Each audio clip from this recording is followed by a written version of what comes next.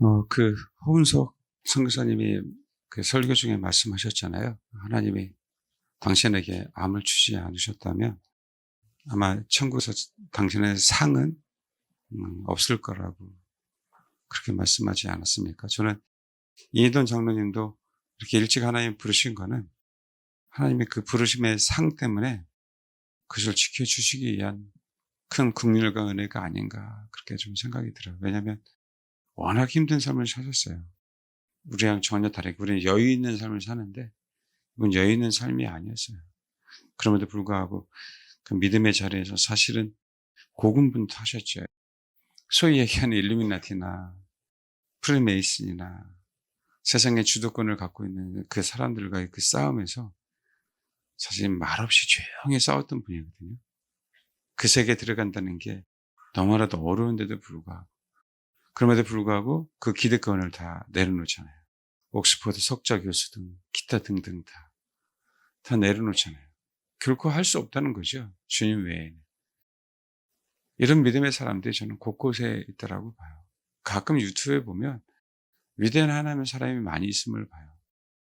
알려지지 않는 목회자들, 또 평신대도도 불구하고 주님의 복음을 증거하는 자들. 내용을 보면 안다는 거죠. 그 삶은 제가 모르겠지만 내용을 보면 그가 추구하는 그 사상을 보면 그 사람이 어떤 사람인가에 대한 부분들을 알거든요. 우리는 다 부족해요. 부족하지만 그럼에도 불구하고 하나님은 부족한 영혼들을 사용하시는 거죠. 그 부족한 영혼들. 앞으로는 정말 우리가 그런 얘기 하잖아요. 요셉처럼 그 비즈니스에 강한 사람, 또 정치적으로 강한 사람, 위대한 하나님의 사람들이 사실은 얼마 남지 않은 이 시대에 나와야 됩니다. 우리 이번에 공익위원장으로 나오신 장로님, 그치? 안장로님 같은 경우에 안 해도 상관없는 거죠. 결국은 그 민주당에 미국에서 신학교까지 나와서 전도사까지 칭호받은 전 이름도 몰라요. 국회에요. 사과한다고 또 굽신거리더라고요. 용서를 베풀어 달라고. 기독교 탈레반이라고 그렇게 떠들었던 그 국회의원들 얘기하는 거죠. 이들은 양심도 없어요. 예수 믿는 게 아니라니까요. 목사 아들도 그러는데 조금 성경 안다고 비아냥거리면서 질문하잖아요. 이제는 저희가요. 이런 부분들에 대해서는 싸워야 될 때입니다. 차별금지법에 섞이지 않아야 될 사람들, 동성애에 대한 부분들 섞이지 않아야 될 사람들이 참여할 수밖에 없는 그 분위기예요. 사실은 WCC에 관여된 사람들이 그 목회자들이 왜요? 양다리를 걸치고 있어야 되거든요. 그들은. 그래야 회의할 수 있단 말이에요. 그럼에도 불구하고 우리가 그들과 연합한다는 의미가 아니라 그냥 모인다는 거예요. 모여서 최대한 동성애가 통과되지 못하도록. 물론 그거 하나뿐이죠. 근데 언젠가는 통과됩니다, 여러분. 그렇지만 영혼을 구원하기 위한 몸부림은 이신 우리가 사실 목숨을 걸고 신앙의 어떤 유산을 걸고요. 이젠 싸워야 될 부분들입니다. 한 영혼이라도 이해되시죠?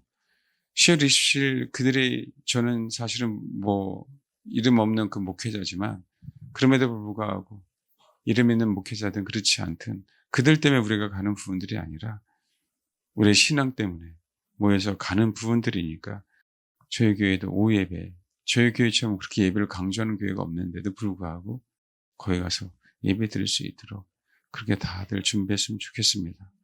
참석하든 참석하지 않든 여러분의 자유지만 저는 이 모든 것들 하나님 보신다고 봐요. 신앙의 투쟁이에요.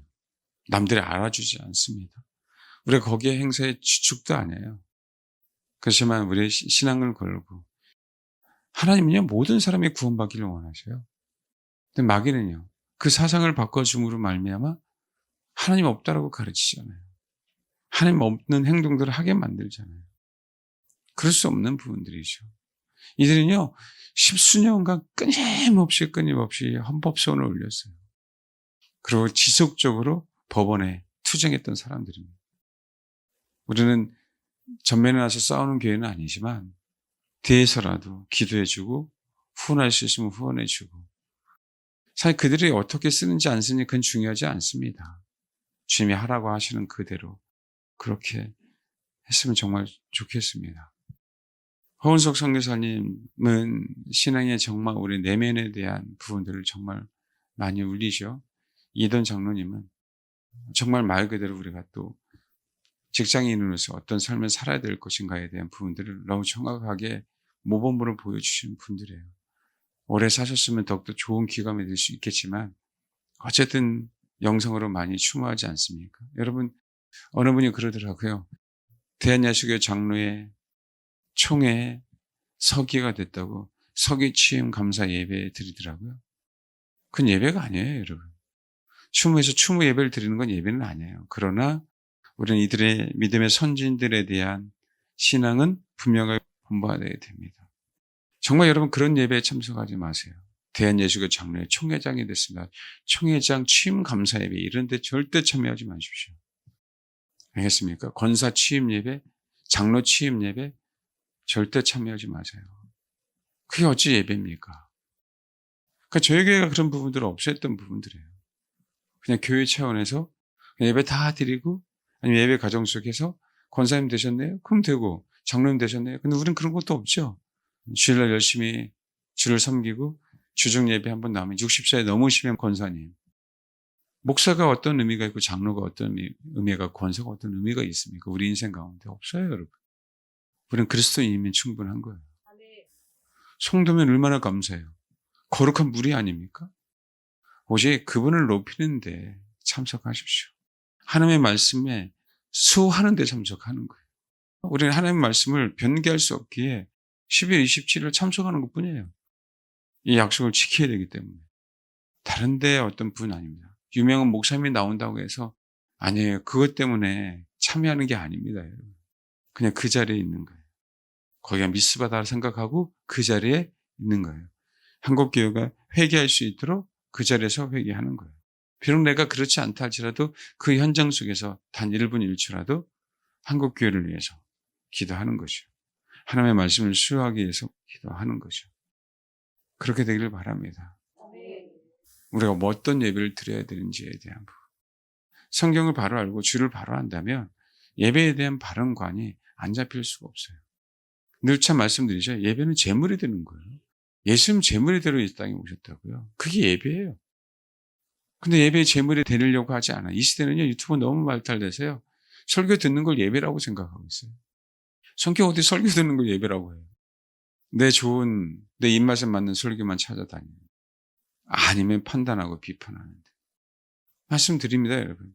오늘 제 설교가 마음에 걸리면요. 판단하지 마시고 비판하지 마시고 다른 교회 가서 예배 드리시면 되는 거예요. 예배가 그건 아니니까. 제가 옛날에 부교육자로 있을 때 그랬어요. 교회를 너무 많이 판단하고 비판해요. 목사님 설교 듣고 교회는 싸운다. 여야 나와서 싸운다. 어쩌고저쩌고. 제가 그분에게 그랬어요. 저기 강남에 사랑의 교회 있더라고요. 그쪽으로 좀 가세요.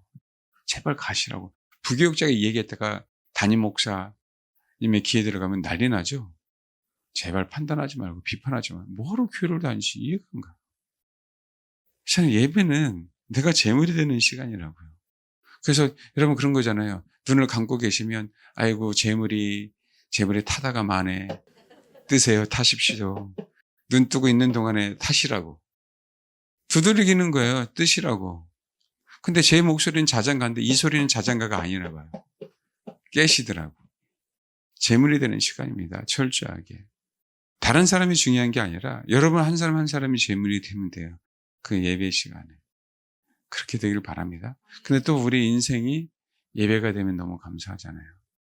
엘리에셀에 대한 얘기를 했었어요. 정말 유명하지 않는 사람이에요. 특히 성경에서 이름 하나 딱 나오는 드보라라고 얘기하는 리브가의 유모 드보라. 정말 유명하지 않아요. 근데 그의 죽음을 보면 압니다. 야곱은 유명하죠. 그러니까 어떻게 해요? 그의 장례 절차만 보더라도 그만 보더라도요. 우리가 야곱의 인생을 살아야 됨을 분명히 알아야 돼요. 험악한 세월이죠. 하나님은 그의 장례를 정말 성대하게 베풀어 주셨어요. 그것도 약속의 땅에서요. 천국을 예표하고 있는 겁니다. 말 그대로 그런 얘기하지 않습니까? 정말 위대한 장로, 위대한 목사가 또 목사라고 얘기하니까 목사들이 다 그렇다는 얘기하면 안 됩니다. 세상에서 유명한 분이 천국에 왔어요. 그랬더니 어떻게 해요? 쌍수를 들고 환영해야 되는데 환영하지 않고 그냥 뭐 하는 거예요? 보좌에 앉아 계시더라. 아니 무명한 사람들, 과부 고아들이 왔더니 그렇게 환영하고 안아주셨던 그분이 유명한 하나님의 사람이라고 했던 사람이 왔는데 일어나지도 않고 반가워하지도 않고 그냥 그 보좌 우편에 앉아 계시더라. 왜요? 너무 유명한 얘기잖아요. 주님이 하시는 말씀이 내 자리 빼앗을까 봐. 모르십니까? 내 자리 빼앗을까 봐. 그게 현실이에요. 얼마든지 저와 여러분이요, 부자가 되고요, 권력이 있고요, 유명한 사람이 되고요, 권한이 있으면 그렇게 됩니다. 그렇게 돼요. 그래서 예배는 내가 재물이 되는 시간이에요. 그래야 하나님이 받으신단 말이에요. 그것도 그냥 잔재 없이 무조건 다 번제로 화끈하게 다 타야 돼요. 그래서 안 타니까 뭐 하는 거예요? 사도 바울이. 자기를 복종케 하는 거잖아요. 그게 전제예요. 다 타야 되는데 안 타니까 내가 미치겠어요. 내가 미치겠다. 왜? 예배의 맛을 아는 사람은요, 다 타야 된다는 걸 알거든요. 근데 아직까지 우리 본성이 살아있어서, 그렇잖아요. 안 타. 그러니까 어떻게 해요? 내가 전제로 주님 앞에 드리길 원한다고. 제발 하나님의 은혜로 포도주와 독주를 더 부어주셔서 나라고 하는 그 재물에 온전히 탈 수 있도록 하나님 도와주세요. 그게 예배잖아요. 그 야곱의 그 죽음을 보십시오. 어느 누구도 아브라함도 이삭도 그렇게 죽음을 맞이하지 않았어요. 그렇게 큰 장애를 치지 않았습니다. 험악한 세월을 보낸 그 야곱. 그러니까 뭐 한 거예요? 천국에서 가장 위대한 자. 말씀을 드렸죠. 언약 얘기하면서. 야곱은 아버지의 뜻을 이루기 위해서 하나님이 나를 선택했고 에서는 버렸다는 걸 알기에 뱃속에서 태아서부터 자기가 장자가 되기 위해서 누구의 발꿈치를 잡았다고요? 에서의 발꿈치를 잡았어요, 여러분. 사기꾼이 아니에요, 여러분. 사기꾼이 아니라니까요. 그 언약을 이루기 위해서요. 그 태아가 자기 형의 발꿈치를 잡고요. 자기가 장자가 되겠다고 하는 그 태아가예요, 태아가. 그게 신앙입니다, 여러분. 그런 영혼 받습니까, 성경? 세상에 그런 영혼을 받냐고요. 그 일생이 험악한 세월이지만 그의 마지막은 가장 위대했습니다. 가장 위대했다. 애굽이 전을 울었고요. 가나안이 그 울음소리를 다 들었어요. 저 여러분의 일생이 그래야 돼요. 말씀드렸잖아요. 지금 돌아가시니까 얼마나 많은 영혼들이 추모합니다. 얼마나 많은 사람들이 나도 그 길을 가겠습니다라고. 두 분 다 암 환자였어요. 두 분 다 암. 근데 그 암을 너무나도 감사하면서 너무나도 감사합니다. 이돈 장로님이 암에 걸렸을 때 왜 하나님이 내에게 암 걸렸습니까? 라고 했는데 나오진 않았어요. 나중에 이 사모님이 나중에 밝힐지 모르겠지만 세 가지를 제가 알기로는 여쭈어봤다고 하는데 그런데 그것을 수긍하셨대요.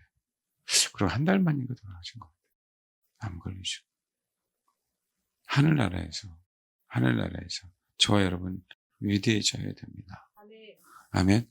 그래서 우리 아가서 1장 1절에서 8절 그 양떼들의 발자취가 그렇게 중요해요. 그 양떼들의 발자취를 따라가서 거기서 내 영혼을 목자 탓이 아니에요, 여러분. 내가 주님을 추구하지 않기 때문에 그렇습니다. 주를 추구하면요 꼭 하나님은 목자를 허락하셔요, 여러분들에게. 양이니까. 많은 양들은 목자가 따라오기를 원해요. 그렇지 않아요. 꼴을 사모하십시오. 그래 하나님이 인도하십니다. 주를 사모하시라고, 주를 추구하시라고요. 그래야 하나님이 저와 여러분의 인생을 인도하신다고요. 주님이 또 먹여주기만을 소망하는 거예요, 이 시대에. 얼마나 사탄에게 속고 있는지 몰라요, 여러분. 우리가 할 수 있는 건요, 그분을 추구하는 것 외에는 없어요. 우리가 할 수 있는 건. 내가 추구한다고 해서 내가 구원받는 게 아니에요. 그러나 그분의 전 존재를 알고 싶기에 그분과 하나 되기에 우리는 그분을 추구해야 돼요. 그 영혼들을 주님이 주셨어요. 그걸 요한복음 17장에 제자들이라고 얘기하는 거예요. 그들 주를 갈망하지 않으면 따라다니지 않았습니다. 부자 청년도 불렀잖아요. 따라다니지 않았어요. 그냥 수많은 무리에 불과합니다. 제자가. 말씀드리죠. 제자 중에서도 베드로, 요한, 야고보잖아요. 그들 중에서도 더욱더 그분을 추구했던 그 증명이 되는 거예요. 증명이. 하나님은 우리를, 저와 여러분이 추구하는 만큼 그렇게 이끌어가세요. 추구하는 만큼. 우리가 할 수 있는 건 거기까지. 그러나 신령과 진정으로 예배하는 자리를 지금도 찾으세요. 그게 추구입니다. 영과 진리로 예배하는 자리. 오늘날도 뭐 하는 거예요? 찾는 거예요. 그 재물이 되기를 원하는 자. 그 야곱의 인생은요, 일평생 재물이죠. 일평생. 말씀드렸잖아요. 좋은 일 있었어요, 야곱에게도. 즐거운 일 있었어요. 그러나 거기에 안주하지 않았어요. 힘들고 어려울 때도. 누구를? 그분을. 나는 어디로 가야 돼? 베들로 가야 돼. 하나님의 집으로 가야 돼. 어디로 가야 된다고요? 하나님의 집. 왜요? 거기서만 내가 재물이 될 수 있거든요. 거기서만. 거기서만. 비록 유형의 교회 예배당이지만 우리가 그런 교회를 삼아야 되고요. 그렇게 예배를 드려야 돼요. 유형의 교회가 교회는 아니지만 그러나 아버지는 분명하게 유형이라는 그 틀을 만들어 놓으셨어요. 성막이라는 그 틀. 그 안에서 분명하게 온전하게 예배드리는 법을 배우게 하셨다고. 그 안에서 하나님은요, 영광받게 하셨어요. 그게 우선이라고요. 그래서 그 교회를 찾아야 돼요. 여기가 아니라면 여러분의 만든 교회를 찾으셔야 돼요. 여기서 판단하고 비판하지 말고. 어느 교회든 마찬가지예요. 제가 어느 성도가 와도 마찬가지예요. 어느 교회 가도 이 얘기합니다. 여러분 제 양이 아니에요. 하나님께서 허락하신 영혼들만 제 양이에요. 오라가라 저는 분명하게 할 수가 없어요. 근데 여러분에게서 중요한 거 봐요. 12명 안에서도요. 염소가 하나 있잖아요. 사실 염소입니까? 마귀 새끼지. 주님도 그 12제자 가운데 지속적으로 뭐 했어요? 동일하게 훈련시켰어요. 그런데 배반하더라. 나중에 회개하지도 않더라. 예수님이 얼마나 많이 판단했습니까? 게다가 중요한 직책을 맞았어요. 회개라고 하는. 재물이 안 됐어요. 재물이. 성전 안에서도. 그분이 성전인데 그분의 말을 듣고 그분의 말, 그분 자체는 로고스고 그분의 입에서 나오는 건 레마인데 로고스 자체도 믿지 않았고 그분에서 말씀하시는 레마 자체도 뭐란 거예요? 듣지 않았어요. 재물이 안 된 겁니다. 여러분 옛날에 아시죠? 사람이 죽었으면 매장을 하죠. 매장을 하는데요. 땅이 좋지 않으면 시신이 썩어요, 안 썩어요? 안 썩으면 이것 때문에 얼마나 많이 집안이 난리 났는지 아시죠? 미신들, 그렇죠? 똑같아요. 그렇게 죽으라 하는데도 불구하고 안 죽어. 판단해, 비판만 해. 그 영혼을 어떻게 해야 될까요? 예배는 재물이 돼야 돼요, 재물이. 그러면 하나님이 판단하세요. 하나님이 저와 여러분을 야곱처럼 만들어 주시는 거예요. 여기를 듣고 여기로 끝나지 마십시오. 그거 가지고 우리는 뭐 하는 거예요? 씨름하시는 거예요. 씨름하시는 거예요. 이 로고스이신 그분, 문자 자체는 뭐예요? 이 말씀은 로고스예요. 근데 하나님이 성령을 통하여 목회자들에게, 사역자들에게 레마로 말씀하시는 거예요. 그럴 때 정말 아멘하는 법을 가지십시오. 그의 양떼들의 발자취에 저와 여러분이 겸손하게 서 있는 거예요. 말씀드렸죠? 양떼들의 발자취는 뭐라고요? 군대들의 품이에요. 그게 거기서부터 저와 여러분이 겸손히 배워가는 거예요. 겸손. 우리 엘리에셀처럼. 우리 아가서 1장 1절에서 8절 읽겠습니다. 예, 시작. 슬라미의 그 혼의 본성을 처리하기 위해서 주님은 이제 본격적으로 진짜 네가 나를 원하니? 네가 나를 원하게 너는 가장 세상에서 어여쁜 자야. 네가 나를 원하면 이제는 어디부터 가라? 양떼들의 발자취 따라가라. 여러분 지식을 다 버려놔야 돼요. 슬라미 여인이 예루살렘 딸내미와 주를 사랑했다고 하는 그 마음도 내려놔야 돼요. 나를 포도를 지키게 했던 그 오빠들, 그 마음의 불편함, 그 원한도 내려놔야 돼요. 다시 시작인 거예요. 양들의 발자취에서 다시 배우는 거예요. 진짜 군사가 되기 위해서 이젠 내가 선두양이 아닌, 우린 다 선두양이 되기를 소망하거든요. 앞서가는. 선두양이 아닌 가장 마지막 양이 되는 거죠. 여러분 양떼들의 목장들을 한번 가시면 기이한 현상이 하나 있어요. 한번 저희가 대걸령에 그 목장을 봤는데 보셨죠? 어떻게 합니까? 머리를요 다 그 양떼들의 꼬리 엉덩이 사이에 쳐박고 따라가요. 신기했어요. 그 쉬고 있는데 줄줄이 다 엉덩이에다가 머리를 딱 박고, 오늘 옛날에 말뚝박기 하는 거 아세요? 동일하게 부르고 있어요. 뭐 시력이 나쁘다 뭐다 뭐 그런 건 다 떠나서, 예, 보이는 게요, 바로 앞 사람이에요. 바로 앞 사람. 그게 이제 하나님의 우리를 다루심의 시작입니다. 그리고 끝이고요. 내가 그 부분에서 빨리 하나님의 사람이 되면 하나님 우리를 그때부터 높이시기 시작해요. 정말 그렇게 높임을 받기를 바랍니다. 정말 그렇게 높임을 받기를 바랍니다. 하나님의 능하신 손 안에서 겸손한 게 무엇인지 우리는 분명하게 배워가야 돼요. 창세기 24장에 제가 야곱의 언약을 얘기를 하다가 엘리에셀 얘기를 제가 했었어요. 그렇죠? 엘리에셀이 정말 상속자가 될 수 있었던 사람 아닙니까? 근데 다시 엘리에셀은 아브라함의 종이자 누구의 종이 돼? 이삭의 종이 됩니다. 아브라함의 종이었어요. 이삭이 없으면 상속을 다 받을 수 있는 자예요. 자기는 상속받지 않겠다는 거죠. 하나님께서 나에게 허락하신 그 위치, 그 직분이 뭔지를 너무 정확하게 아는 거예요. 그럼 그래서 천국에서 위대한 사람이 되는 겁니다. 비록 종으로 남았지만. 나는 야곱이 아닌데 야곱의 부르심에 대한 거예요. 하나님 에서를 버렸잖아요. 야곱은 선택하고요. 저 여러분, 나는 하나님 왜 나를 이렇게 안 만들어 주셨어요? 라고 하지 마십시오.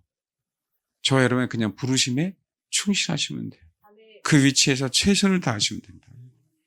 우리는 자꾸 이 세상은 5달란트 받은 걸 원해요. 2달란트 받는 걸 원해요. 1달란트는 싫거든요. 근데 주를 알아가면 알아갈수록요, 달란트의 많음이 중요하지 않음을 알아가요. 말씀드렸잖아요.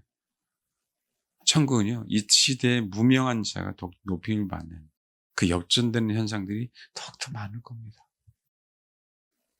그러니까 우리가 타이틀에 연연해 하지 마라. 직분에 연연해 하지 마라. 뭐에? 예배에 충실한 자가 되라. 그 예배는요, 재물이 되면 하나님 우리를 뭐 한다고? 높이신다. 왜요? 재물에 다 타면 탈수록 그 재물의 향기를 받으시는 분 아닙니까? 그 모든 인생을 다 받으셨는데 뭐가 두려워요? 뭐가? 보석을 다 차지하고 싶으십니까? 거룩한 성 예루살렘에 그 보석 하나만 되면 감사하지 않겠어요? 왜요? 그게 연합이니까요. 하나님께서 나에게 허락하신 그 보석이 있는데, 12지파의 보석이 있잖아요. 나의 부르심에 그 보석이 있는데 그 보석이 정말 빛나면 감사한 거죠. 그냥 광석으로 남아있는 게 아니라 그것이 풀무질해서 불순물 다 제거된 상태로 빛나는 보석이 되면 얼마나 감사합니까? 하나님 이걸 따지시는 거예요. 세상에서 유명하고 무명하고 이걸 따지시는 게 아니라. 그러니까 공평하시죠, 하나님이. 우리는 세상에 속고 있는 거죠. 위대한 사람이 되려고 하고 큰 일을 하려고 하면 돼요. 어떤 직분을 가지려고 하고. 그러니까 망하는 거예요. 하늘나라에서는.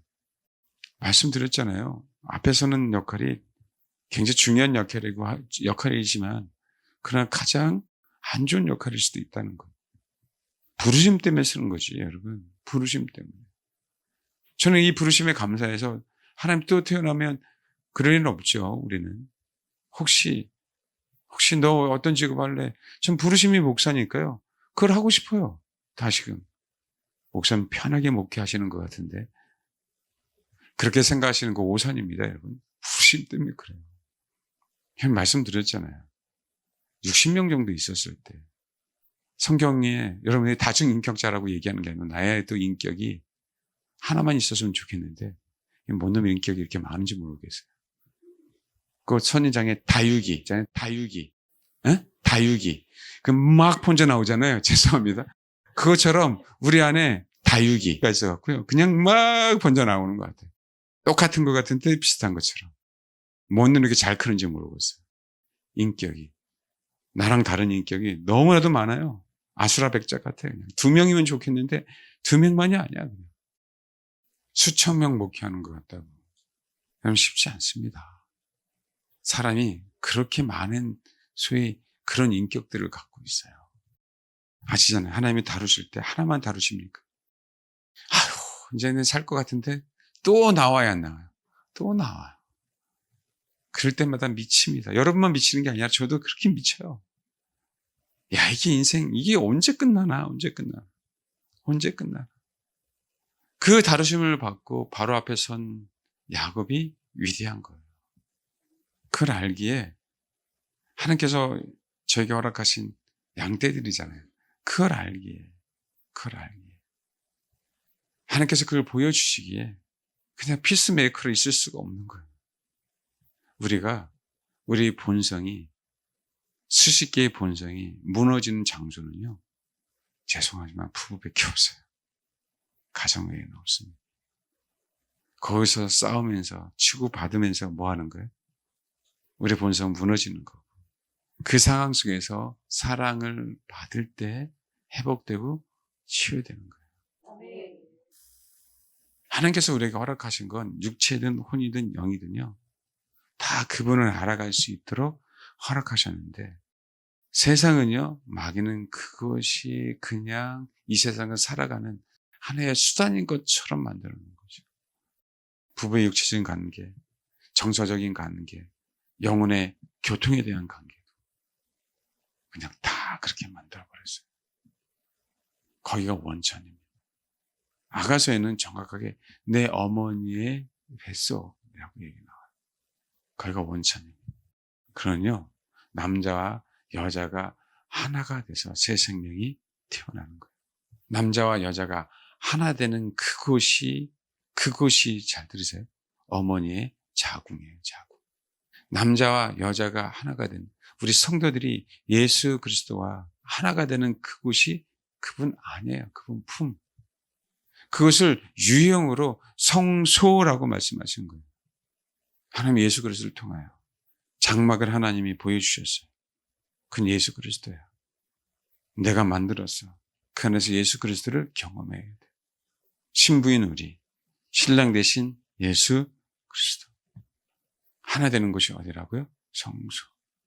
그러니까 마귀 새끼는 그렇게 교회를 파괴하려고 하죠. 그렇게 교회를. 그래서 부부관계가 그렇게 중요한 거예요. 그렇게 부부가 그렇게 중요한 거라고. 주님이 즐기라고 우리에게 허락하신 게 아니에요. 재미를 들 때요, 온전하게 처음부터 끝까지 다 타면 너무 좋은데, 여러분 그러지 않습니다. 그래서 씨름하라고 전제를 부으라고 하는 거예요. 그게 나를 날마다 죽이는 거예요. 부부 사이에서. 그래서 크리스찬이라면 믿지 않는 사람과 결혼하지 말라고 하는 거예요. 이 부딪힘은요, 성소 안에서의 부딪힘이 아니에요, 여러분. 한 사람은 성소 안에 있고 한 사람은 성소 밖에 있어요. 그러기에 뭐예요? 성립이 안 돼요, 성립. 하나가 될 수 있는 성립이 안 되는 거예요. 우리가 그렇게 결혼하고 그렇게 선택했기 때문에 여전히 평생 씨름하면서 가는 거예요. 그럼 이제는 어떻게 해야 되는 거예요? 이제는 그것을 깨닫고 교정하려고 하는 것이에요. 어떻게 해서든지 내가 성소 안에서 제물이 돼서 성소 밖에 있는 그 영혼을, 그분의 사랑을 전할까? 그 영혼을 위해서 씨름하는 것이요. 말로가 아니라 제물이 될 때, 내가 제물이 될 때 그 영혼은 뭐 하는 거예요? 살아나기 시작하는 거예요. 하나가 되기 시작한다니까요. 그게 요한복음 17장에 있는 내용입니다. 양떼들의 발자취를 따라와라. 일단 알겠니?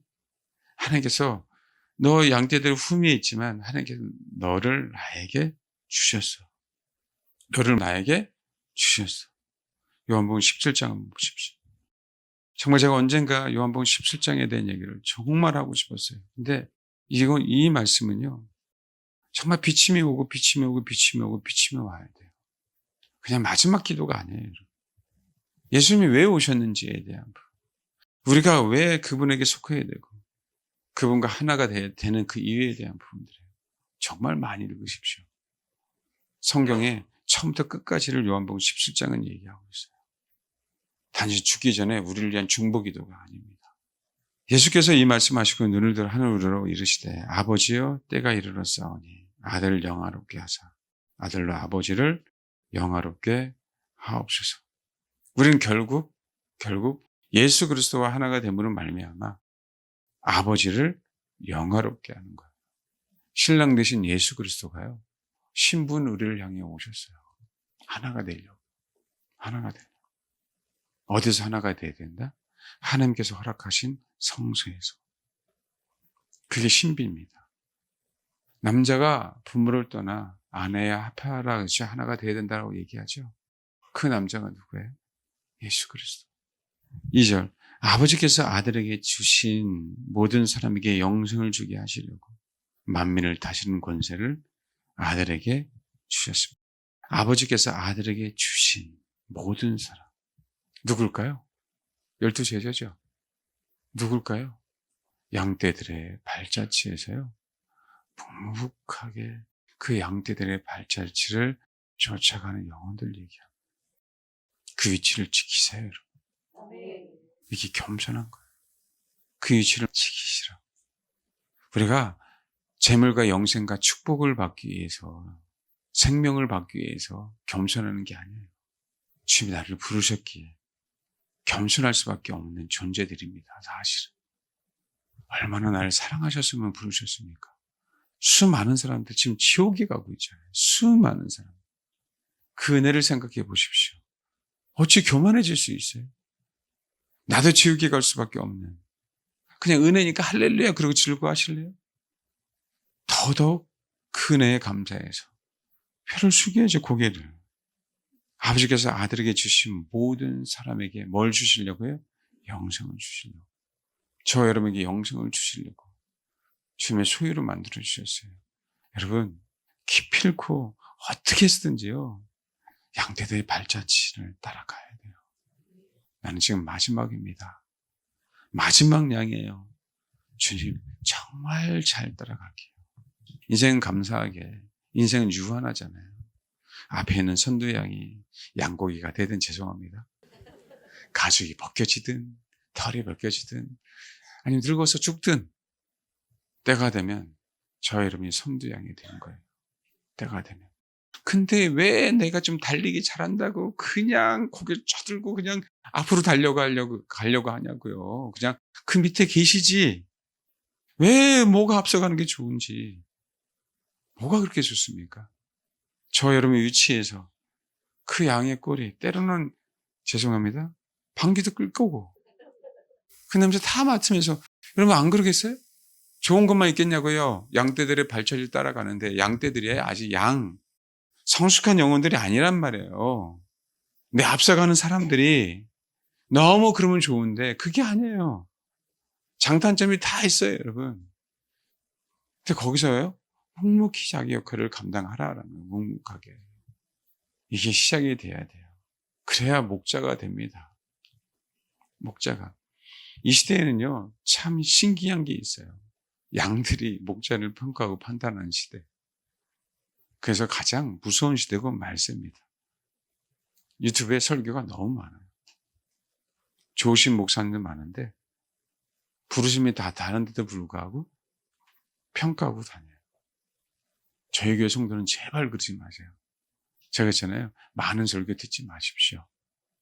내가 어떻게 살 것인가에 집중하세요. 우리 혼의 본성이 무너져야 된다고 얘기할 때 지정의 얘기하잖아요. 지정의. 지정의 중에 어디가 제일 좋을까요? 제일 중요할까요? 지식일까요? 감정일까요? 의지일까요? 하나님은요, 전인 구원을 추구하세요. 전인 구원을 우리는 받아야 돼요. 혼이라고 얘기하는 부분들은 우리의 본성, 우리 자신을 얘기한단 말이에요. 영은요, 원래 우리의 것이 아니에요. 우리 안에서 혼의 본성을 무너뜨릴 수 있도록 도와주는 게 영입니다. 근데 하나님은 굉장히 인격적이신 분이에요. 우리 혼이 영을 무시해버리면 그 영이 능동적으로 역사하지 않아요. 영은 눌리고요. 영은 피피당하고요. 영은 죽어갑니다. 우리 혼이 하나님의 말씀을 받아들이기 시작하면 우리 영은 살아나기 시작해요. 우리 영 안에서 지속적으로 하나님은요, 일반 은총을 베풀어 주셔서 우리에게 지속적으로 호소하고 있어요, 사람들이. 근데요, 혼이 거부하는 거예요. 혼이. 그 하나님은 그냥 로마서 1장에 있는 대로 버리시는 거예요. 그래서 안 되겠다라고 얘기해서 뭐 한 거예요? 특별 은총을 베풀어 주셔서 예수 그리스도를 실제적으로 역사 가운데 오게 하신 거예요. 예수를 믿으면 이제는 너희들은 그 영은 온전하게 살아나. 그 메시지에 순종하면 너희 혼은 변화될 거고 너희들은 나의 사람이 될 거야. 그런데도 안 들어요. 우리 혼의 본성이에요. 신기한 거는요. 예수를 믿는다라고 얘기했는데도 변하지 않죠. 그 왜 그럴까요? 네. 그건 우리의 지성 때문에 그래요. 지정의 중에서요. 지성이 주님보다 앞서 있기 때문에 그렇습니다. 인생의 의료 흐름을 정확하게 한번 보십시오. 육체의 생명은 어디에 있다 그랬어요?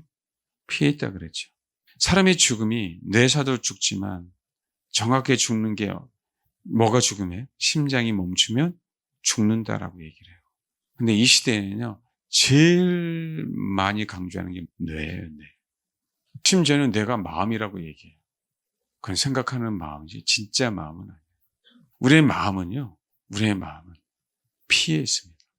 근데 왜 우리의 마음 속에 감정이 중요하냐면 피는 전 우리 육체 곳곳을 돌아다니죠. 근데 거기서 원천 뿜어내는 데가 어디예요? 다시 되돌아가는 데가 어디예요? 그래서 심장이 멈추면 우리 육체는 끝나는 겁니다. 심장이 살아있다면 뭐 하는 거예요? 우리는 여전히 가능성이 있는 거예요. 그래서 옛날에 성인들은요, 기도할 때 항상 심장 기도를 했어요. 그 중에 어떤 기도를 했냐면요, 주 예수의 나를 긍휼히 여겨달라. 여러분, 그 기도만 했습니다. 뭘 바라보고 있어요? 심장 안에 주님의 계심을 바라보면서. 내 심장 안에. 왜요? 그것이 원천임을 알았기 때문에 그래요. 원래 중요한 장기 중에서 하나님은 육체나 우리 혼하고는 긴밀한 가운데 있기 때문에요. 그 육체의 피가 돌아감으로 말미암아 우리 혼이라고 하는 그 본성이 살아있는 거거든요. 근데 그 중에 하나님께서 우리를 육체를 허락하셨을 때 가장 중요한 기능의 장기들이 있잖아요. 그렇죠. 그 장기들이 뭡니까? 뇌고요, 심장이고요. 성경은 신장이라 그래요. 신장. 네, 신장이라는 개념은요, 청소하는 거잖아요. 근데 이 신장을 포함한 생식기, 방광까지. 그래서요, 아브라함이요. 하나님의 뜻이 아닌데도 불구하고 자기의 뜻을 드러냈잖아요. 뭐요? 사라가 하가를 취하라고 하니까 취했어요, 안 취했어요? 취했죠. 그건 아브라함의 어디에 있었던 거예요? 혼 안에 의지에 있었던 거예요, 의지에. 그걸 하체다라고 얘기하는 거예요, 성경. 그래서 그 행동으로만 구원받는 게 아니에요, 성경. 머리로만도 구원받는 게 아니에요. 감정으로만도 구원받는 게 아니에요. 이 심장 안에 이 피가 뇌부터 우리 생식기 모든 곳까지 피가 흘러가야만 뭐 하는 거예요? 구원받는 거예요. 근데 그 중에서 그럼에도 불구하고 내가 그분을 경험할 수 있는 가장 좋은 것은 어디다? 심장, 그 마음. 그래서 우선이 카르디아라고 하는 헬라로 그 마음이 중요한 거예요. 내 마음 깊은 곳에 무엇이 자리 잡고 있는 거예요. 근데 그 마음을 어디에 원천을 두셨는가? 심장에 두신 것이에요. 왜요? 심장을 통해서 피가 흘러가서 우리 모든 장기들이 그 기능을 다 감당하죠. 사실은 그래서 우리 마음이라고 얘기된 심장 하나만이 아니에요. 피가 흘러가는 것. 피가 흘러간다는 얘기는 생명이 흘러가는 것. 나라고 하는 존재가 내 육신 안에서 피가 흘러가면 뭐 하는 거예요?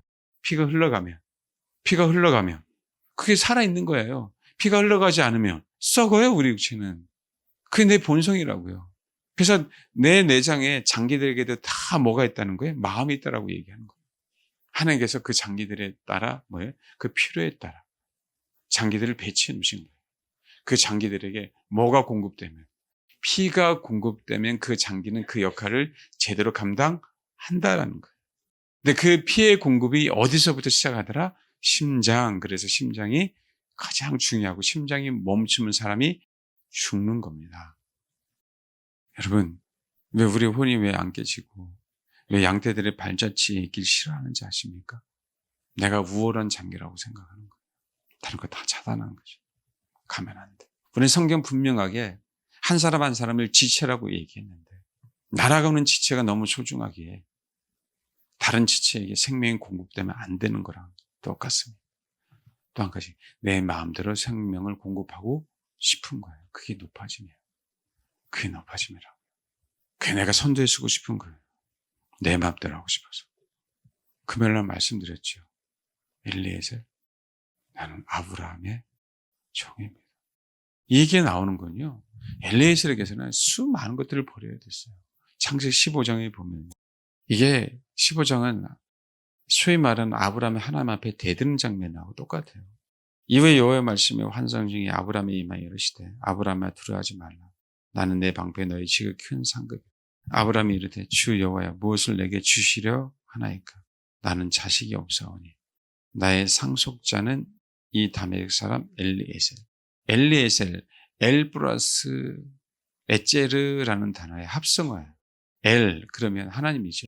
리 하면 나의 하나님은 에셀, 에제르, 도움이시다라는 뜻이에요. 그러니까 나의 하나님은 도움이야. 나의 하나님은 내 인생의 조력자라는 뜻이에요. 조력자. 내 인생을 일걸어 가는 데 있어서. 아브라함이 이르되 주여 무엇을 내게 주시려고 하나이까. 나는 자식이 없어요.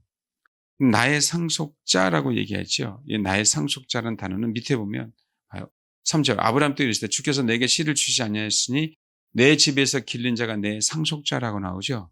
내 속에서 내 길른 자가 내 상속자는 뭐라고 그래요? 상속권을 가진 자예요. 단어가 다릅니다. 여기 위에 있는 나의 상속자는 이라고 얘기했더니 나의 상속자는 내가 획득한 자, 내가 소유한 자라는 뜻이에요. 비록 내가 낳지 않았지만 내 자식입니다라고 얘기하는 거예요. 그러고 나서요, 하갈과 이스마엘 사건이 터져요. 단계적으로요, 여러분. 하갈은 아브라함의 자식이지만 사라가 낳지 않았어요. 그러고 나서 그 사건을 통해서 또 깨진 아브라함은 뭐 한 거예요? 하나님은 사라를 통해서, 아브라함을 통해서 이삭을 낳게 하신다고요. 엘리에셀은요, 엘리에셀은 이삭이 없으면 뭐 하는 거예요? 상속자예요. 나의 상속자는 나의 소유예요. 내가 획득한 자, 이 다메섹 사람 엘리에셀. 그는요, 주님이 내게 씨를 주지 않았잖아요. 그래서 내가 이건 똑같은 거예요. 양자로 드린 거하고 똑같아요, 여러분. 봐요. 내 집에서 길린 자라고 얘기했죠. 내 집에서 뭐예요? 엘리에셀은요, 내 집에서요 태어난 자예요. 내 신복에게서 태어난 자예요. 내가 얘를 길렀어요. 양자처럼. 이 뜻입니다. 그럼 창세기 24장에 보면 너무 중요한 얘기가 나와요. 24장. 맹세하게 해요. 3절. 지금 오늘 시간이 없어서 다 못하겠지만 4절 봐봐요. 내 고향 내 족속에 가서 내 아들 이삭을 위하여 너는 왜 아내를 아브라함에 갑니까? 누가 가요? 엘리에셀이 가요. 엘리에셀이 주인님 없어요. 아니에요. 그럼 뭐예요? 끝입니다. 아브라함이 소유한 자예요. 상속자로 상속권을 주겠다고 점을 찍은 자가 누구예요? 엘리에셀이에요. 엘리에셀은 몰랐을까요? 엘리에셀은 몰랐을까요? 하나님, 나는 아브라함의 후미에 있는 자인데 아브라함의 아들 이삭 후미에 있는 자가 되겠습니다라고 하는 위대한 하나님의 사람입니다. 그게 아브라함의 종이고 이삭을 향해서 내 주인 아셨죠? 막강한 권한을 갖고 있었어요. 그가 움직일 때마다요, 기본적으로 낙타 10필이에요. 수많은 종들이에요. 지의 가장 좋은 것들을 가지고 갔어요. 리브가를 보자마자요, 그가요 줄 수 있는 게 뭔지 아세요? 금팔찌, 귀걸이에요. 코걸이. 여러분 13개래요. 13개. 119g입니다. 플러스 양쪽 손이면 220g이에요. 계산해 보셨어요? 지금으로? 처음 본 처녀에게 준 게 얼마인지 아세요? 수천만 원이에요. 수천만 원. 누구에게 준 게? 리브가에게. 성경 양면으로 남아있지만 앞부분 보면 리브가를 보고 리브가 그렇게 물을 기르고 그 행동을 보고 먼저 준 게 뭔지 아세요? 그거예요. 24장 여기 한번 봐봐. 21절 그 사람이 그를 묵묵히 주목하여 여호와께서 과연 평탄한 길을 주신 여부를 알고자 하더니 낙타가 마시기를 다음에 그가 반세겔 무게의 금 코걸이 1개와 10세겔 무게의 금 손목걸이 1쌍 약 220에서 239g 정도 그를 보자마자요. 그렇게 한 누구에게? 아닐 수도 있잖아요.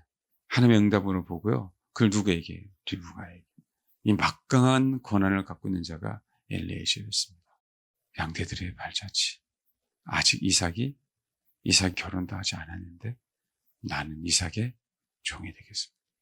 엘리에셀에 있어서는 이삭은 피덩이죠. 왜요? 어렸을 때부터. 그래서 누가 가르쳤겠어요? 엘리에셀이 가르쳤겠죠. 근데 나는 양떼들의 발자취 밑에서 내 신분은 종으로 있겠습니다. 마지막 때 이런 영혼들이 위대해질 겁니다. 이런 영혼들이. 그 영혼들을 주님 나에게 주신 그 영혼들에게 영생을 주게 하시려고. 누굴 주셨다고요? 제자들. 양떼들의 발자취 묵묵하게 아버지의 때를 기다리는 그 영혼들을 누구에게 주셨어요? 예수 그리스도에게 주신 겁니다. 그 자들이 주님의 소유가 되는 거예요. 그 자들이. 양떼들의 발자취에서 내가 비록 2등병이지만 내가 비록 훈련병이지만 그 후미에서 묵묵하게 그 길을 가는 영혼들을 주님은 너는 내 소유야. 내가 너를 위해서 목숨을 버릴 거야. 내가 너를 보존할 거야. 내가 너와 나와 아버지와 하나가 될 수 있도록 간구하고 그렇게 되기를 정말 원할 거야. 라고 하는 게 요한복음 17장이에요. 결국 아버지와 아들과 우리 하나의 한 사람이 하나가 되게 하려고요. 연합되게 하시려고.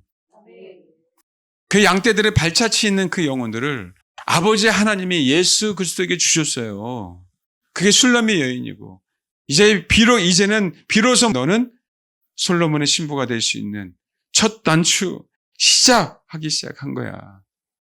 그게 얼마나 감사합니까? 8장에 보십시오. 그 양떼들의 발자취에서 그냥 쓴맛 단맛 이것저것 추운 것 더운 것 다 경험해서 갔던 그 술람의 여인이 동산을 소유한 자가 됐잖아요. 동산을. 주님의 신부이자 동산을 소유한 자. 야곱은요. 애굽을 소유했고 야곱은요. 가나안을 소유했어요. 가나안이 소득이 있거든요. 도대체 누구야? 도대체 누구야? 그 명성이, 그 이름이. 그 양떼들의 발자취입니다. 야곱은 에서의 발자취를, 에서의 발꿈치를 어디서부터 잡았어요? 뱃속에서. 저 여러분의 신앙의 자세입니다. 내가 비록 양떼의 발자취를 따라가지만 하나님께서 나에게 허락하신 그 신앙을 잊지 않고 놓치지 않겠다. 주님 나를 동산지기로 만들 때까지, 동산을 소유한 자로 만들 때까지, 당신의 신부로 만들 때까지 아버지 나는 그 언약을 이루어드리기 위해서 양떼들의 발자취에서 한 걸음 한 걸음 탈락하겠습니다. 제발 저와 여러분이 이 자세를 가지고 신앙생활 하시길 정말 주님의 이름으로 축원합니다. 정말 부탁을 드릴게요. 네, 기도하겠습니다. 오늘 이 말씀을 가지고 이 시간 시간이 많이 갔습니다. 바로 기도하도록 하겠습니다. 기도하겠습니다.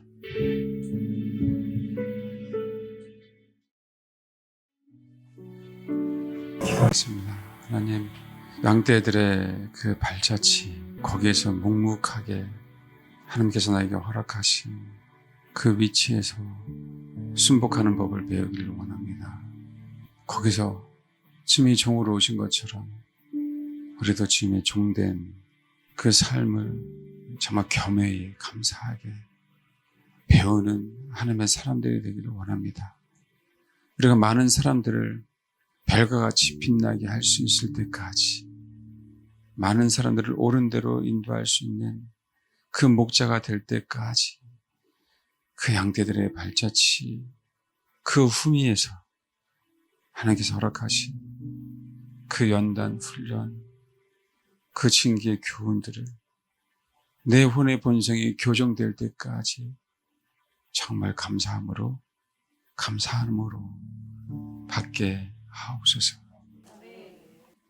그래서 주의 동산을 소유하는 주의 신부들, 거룩한 성 예루살렘에 귀한 본나는 보석이 되는 놀란 그 은혜 속에 우리들이 살아갈 수 있도록 영원토록 삶을 소망하며 이 땅에 야곱처럼 다루심을 받는 그 일에 감사할 줄 아는 그런 우리 사랑하는 성도들 또한 저와 될 수 있도록 아버지 큰 긍휼을 베풀어 주옵소서. 우리는 아브라함의 종이고 이삭의 종입니다. 그 엘리에셀의 고백처럼 그 고백이 삶 속에 일어날 수 있도록 축복해 주옵소서. 감사드립니다. 예수님의 이름으로 기도합니다. 아멘.